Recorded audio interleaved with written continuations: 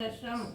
जिसने कहा, हे राजन, भगवती नंदा नाम की वाली जो नंद में उत्पन्न होगी, उसको भक्ति पूर्वक स्तुति और पूजा करने से मनुष्य तीनों लोकों के वश में कर लेता है। वो देवी सुवर्ण के उत्तम आभूषणों से सुशोभित हैं और उनके अंगों की कांति कनक के समान उत्तम है। उनके वस्त्र सुवर्ण के समान सुनहरे हैं और वो देवी सुवर्ण के समान दीप्तमान है। कमर, अंकुश, पाश और शंख से उसकी चारों भुजाएं शोभित हैं और उसके इंदिरा, कमला, लक्ष्मी, श्री और रुक्मांबुज जासना सुवर्णमय कमल के आसन पर विराजमान ये नाम है। हे निष्पाप, मैंने रक्त दंतिका नाम से जिस देवी का वर्णन किया है, उसके संपूर्ण भयनाशक स्वरूप को कहता हूँ। वो देवी रक्तवस्त्र, रक्तवर्ण, सब अंग रक्तमयी और आभूषणों से शोभित, रक्त आयुध, रक्त नेत्र, रक्त केश वाली अति भयंकर रक्त एवं तीक्ष्ण नखों वाली, रक्तासन पर स्थित तथा रक्त दंत वाली भगवती भक्तों के वश में उसी प्रकार रहती है जैसे साध्वी स्त्री पति के वश में रहती है। वो देवी पृथ्वी के समान और उसके दोनों स्तन सुमेर पर्वत के समान है।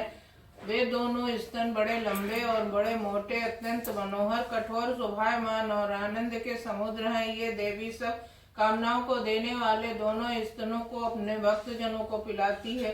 देवी को की चारों भुजाएं खंग, पात्र, हल और मूसल से शोभित है।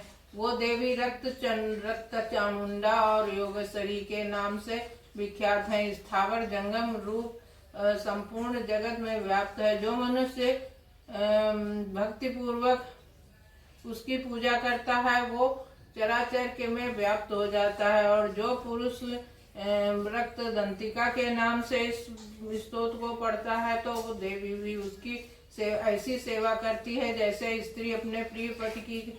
शाकंभरी देवी का नील वर्ण है, नील कमल के समान उसके नेत्र हैं, गंभीर नाभ है और त्रिवली से भूषित उसका सूक्ष्म उदर है। कड़े, ऊंचे और गोल, मोटे और समान मांसल स्तन है। उनके हाथों में कमल है, उन पर भौरे गूंज रहे हैं और कमल पर ही वे विराजमान है।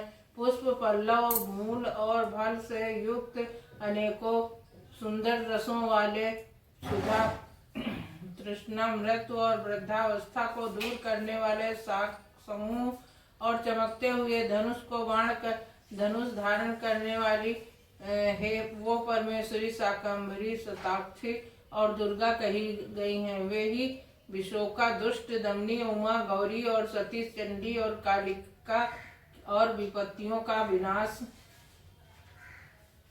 करने वाली पार्वती हैं। जो मनुष्य शाकंभरी का ध्यान, जप, पूजन, स्तुति और नमस्कार करता है, वो शीघ्र ही अन्नपान और अमृत रूप फल पाता है। भीमा देवी भी नील वर्ण है।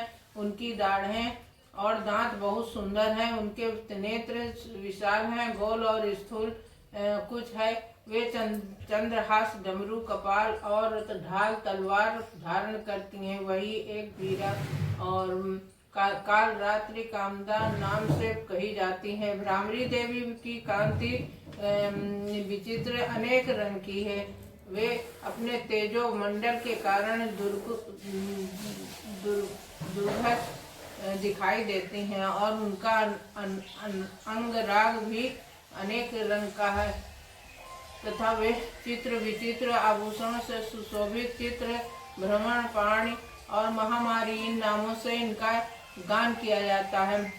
हे नृप देवी की ये मूर्तियां शास्त्र से वर्णित हैं। ये मूर्तियां जगत माता चंडिका की कामधेनु कहलाती हैं, अर्थात कामधेनु के समान मनोवांछित फल देती हैं। हे राजन, ये परम गुप्त चरित्र है, इसको किसी से कहना नहीं चाहिए।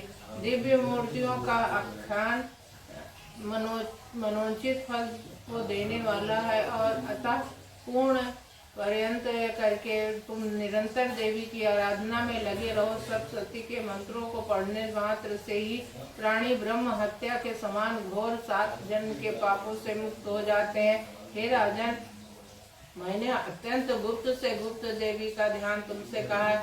विधि पूर्वक ये ध्यान करने से इच्छानुसार फल मिलता है। विधि पूर्वक ये ध्यान करने से इच्छानुसार फल मिलता है। उनकी अनुकंपा और से तुम सर्वमान्य हो जाओगे। देवी सर्व रूपमयी है और संपूर्ण संसार देवीमय है। अतः मैं उन विश्व रूपा परमेश्वरी को बारंबार नमस्कार करता हूँ।